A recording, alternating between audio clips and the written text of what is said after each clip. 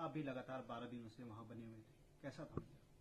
देखिए, ऑपरेशन अपने आप के अंदर एक अलग तरह का ऑपरेशन था, क्योंकि मजदूर फंसे हुए थे, उनको निकालना है, वहां तक पहुंचना है, उसके लिए अलग अलग तरीके के विकल्प थे। कुछ विकल्प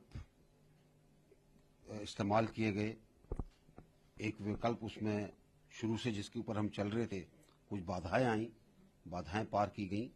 और सबसे बड़ी बात इस रेस्क्यू की ये रही कि इसके अंदर प्रधानमंत्री जी का पूरा मार्गदर्शन मिलता रहा, उनकी निरंतर इसके ऊपर नजर रही।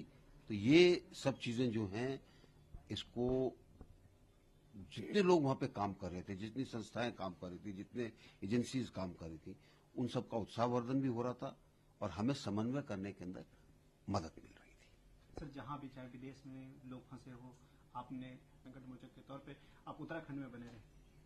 देखिए, हमारे मंत्रालय का काम था और एक प्रधानमंत्री जी ने 2014 के बाद देश को एक गारंटी दी है कि कोई कहीं फंस जाएगा तो भारत सरकार उसको निकाल कर लाएगी।